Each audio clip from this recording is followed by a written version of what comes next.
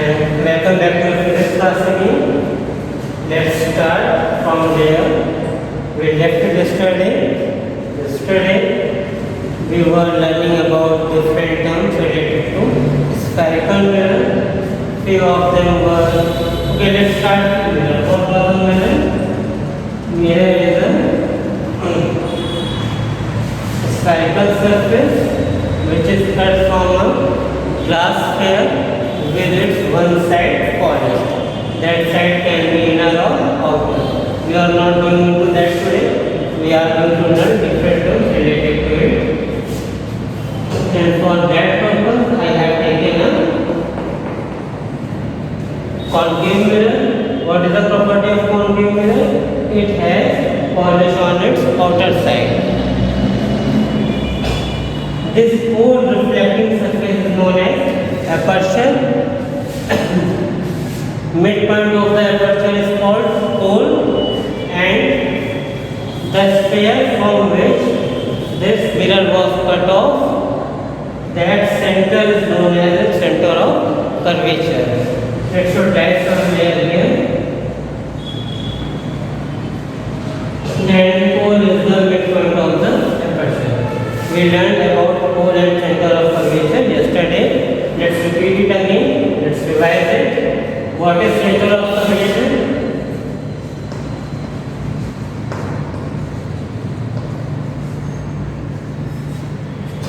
Center of curvature. It is denoted by capital C. The center of glass sphere from which our mirror was cut from is known as center of curvature of spherical mirror.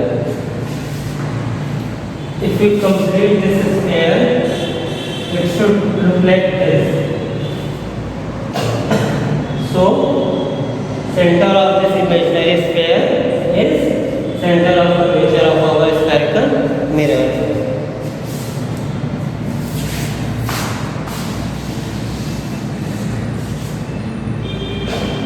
And midpoint of this mirror or this aperture is known as pole. Midpoint of this reflecting surface is known as pole. This is our center. Now third thing is pole is represented by P. Third is radius of curvature.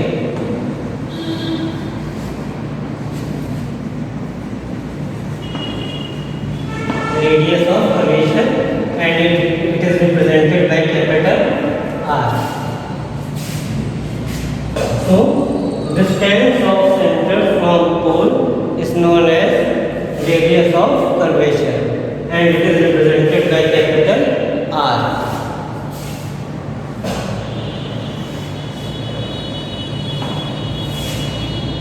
Distance of center of curvature from pole is known as radius of curvature, and it is represented by capital R. Fourth is principal axis. In fact, it should come first before radius of curvature. What is principal axis? The line joining center and pole is known as principal axis of spherical mirror. The line joining center and pole. What you have to do is you have to extend it on both sides of mirror. This line is known as principal axis of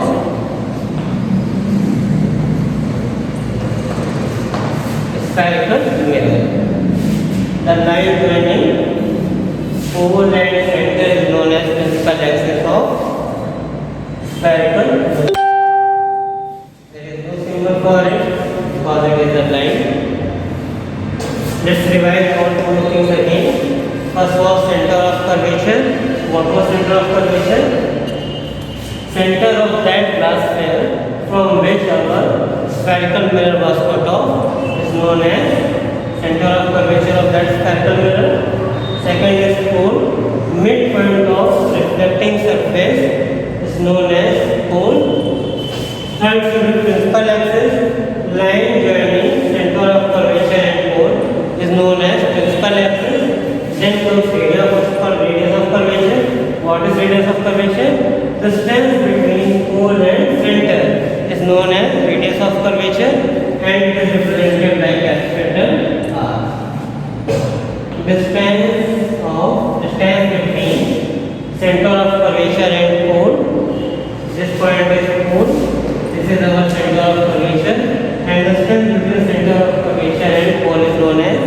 radius of curvature.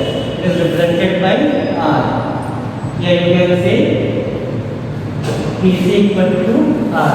PC is our radius of curvature. Then comes focus. It is represented by capital S. Now this is the most important thing, whether it's a lens. 1 second.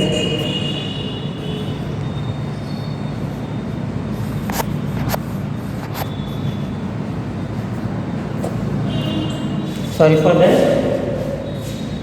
This is the most important thing, whether it's your spherical mirror, whether it's a concave lens, whether it's a convex lens. Definition of focus is different for different shapes, but essence is same. For now, the real definition we will learn after some time.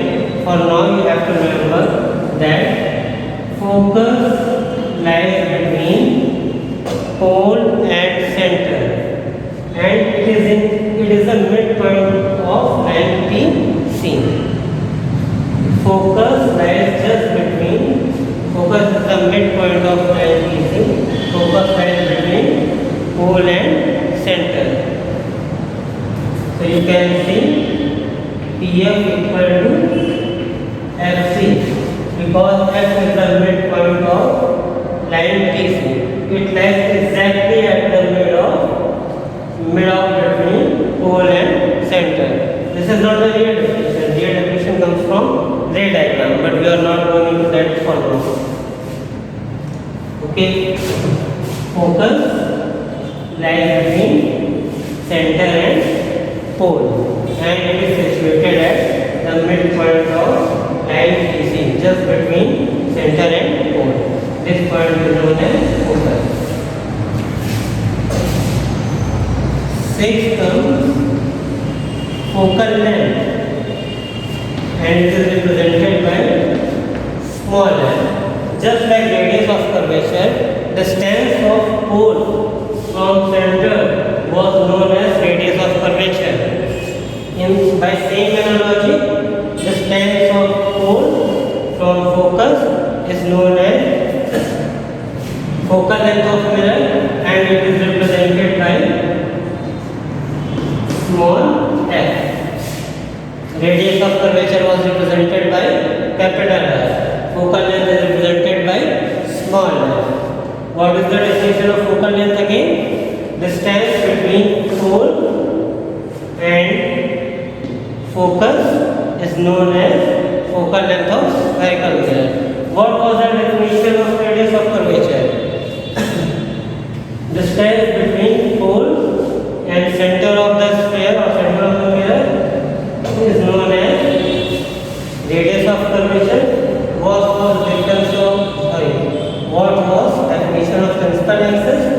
Line joining pole and center of curvature is known as principal axis. What was definition of our pole? The midpoint of reflecting surface or midpoint of the aperture is known as pole. What was definition of our center of curvature? The definition of center of curvature was the center of glass sphere from which our mirror was cut off is known as center of curvature, and the remaining thing, I think nothing is remaining. Everything is done. Okay. So these are important terms related with the spherical mirror, whether it's concave or convex. And the most important thing is focus. Let's move further.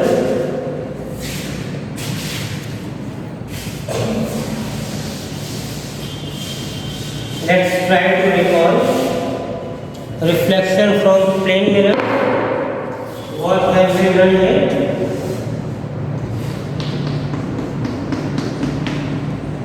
That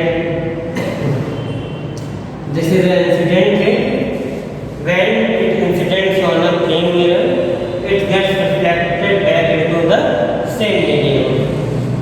For drawing the diagram, we have to draw a normal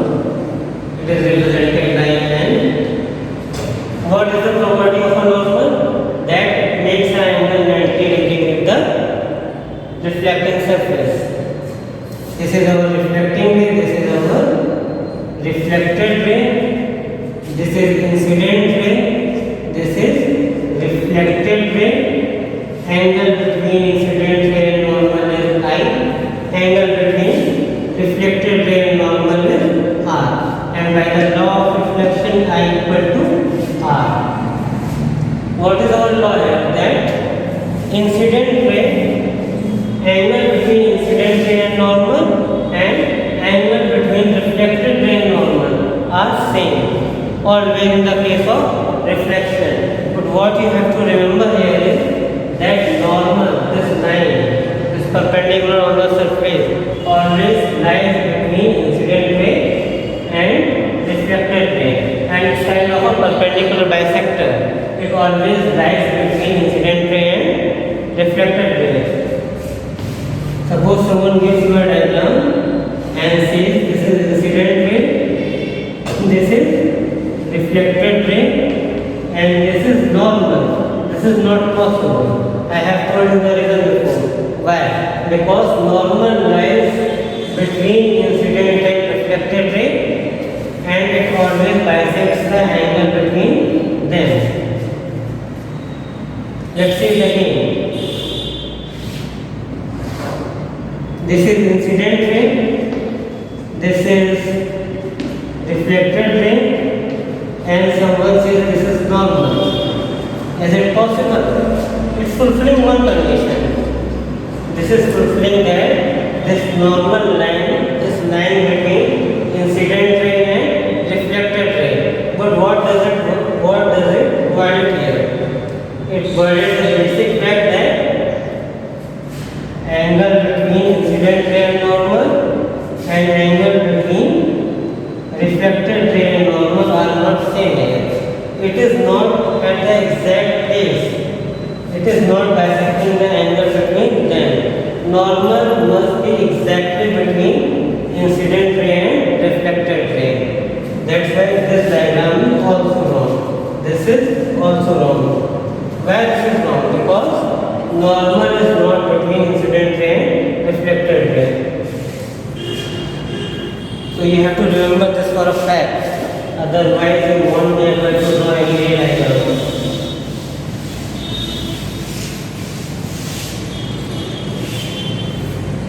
Plane mirror, let's come to spherical mirror. For example, this is spherical mirror and spherical concave mirror, because there is a polish on outer side. This point is O. Here somewhere should be the center, and exact midpoint of C and P, line PC is focus. See, this is fine. And someone says that this is our incident ray. Now we have to draw reflected ray. First thing first, incident ray is given, and we have to draw our reflected ray. So what should we do now? The first thing that we should do is always make normal. Normal at which point? At the point where incident ray is striking the reflecting surface. At this point, what do we call this? This is called point of incidence.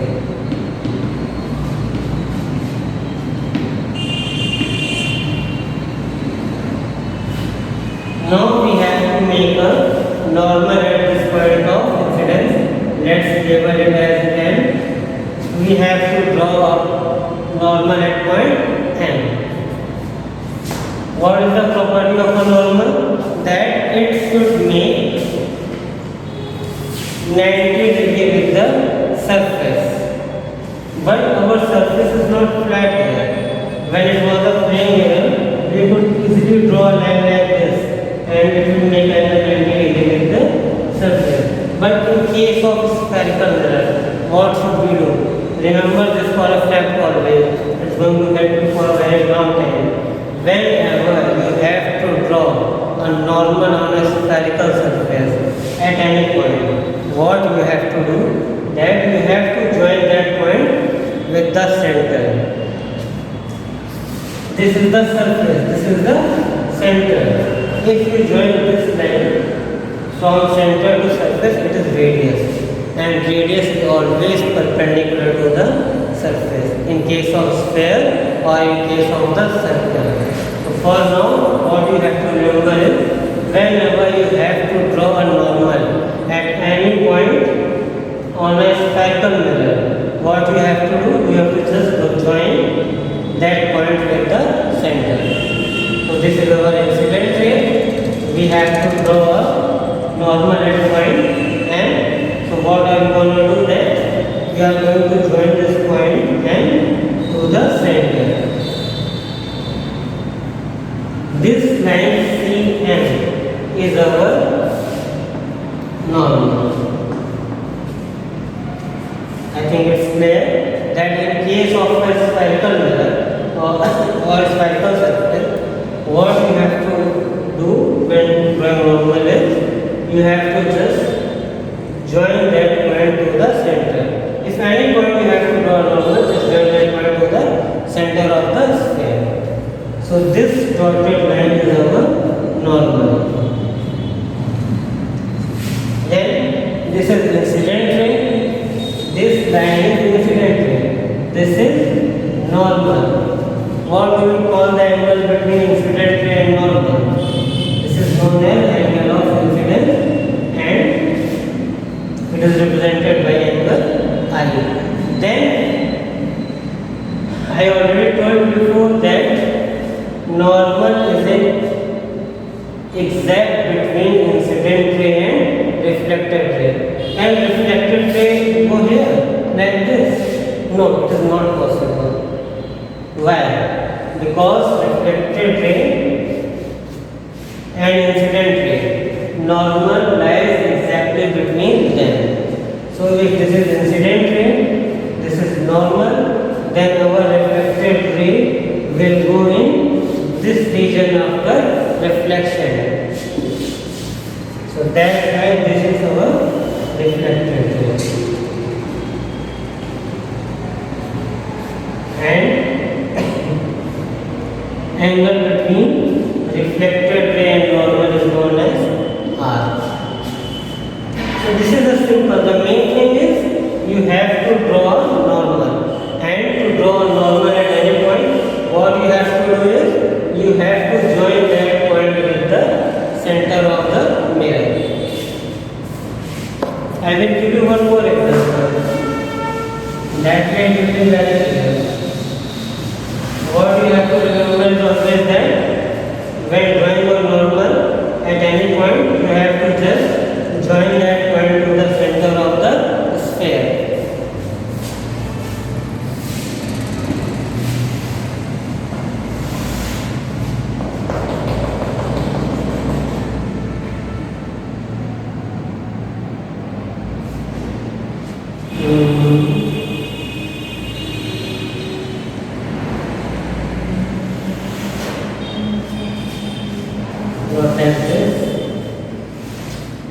Suppose this is our incident ray, this is cone, this is center, and between cone and center lies our focus. This is incident ray, and this is striking mirror at a point M. Now what is the first thing that we have to do? We have to draw the normal, but normal where? Normal at the incidence point, at the points of incidence where ray is striking the mirror. Which one of these points is that? This is M. Our incident ray is striking mirror at point M. So we have to draw normal at point M. For drawing a normal, what we have to do? We have to join this point of incidence with the center of the mirror, which is this point. So CM is again our normal. Angle between normal and incident ray is I. and this should be our reflected ray. So that way our normal will be exactly between reflected ray and incident ray. The angle between reflected ray and normal should be R, and by the law of reflection I equal to R. So if you are able to draw normal at any spherical surface, then ray transform is very easy. Actually they are a very pretty set thing, but if you are not able to remember them, then you have to understand the basic, you have to remember the basic. And what is the basic? What is the most basic thing when drawing a normal? That you have to join point of incidence with the center of the sphere. I think that is all for today. We will meet again tomorrow.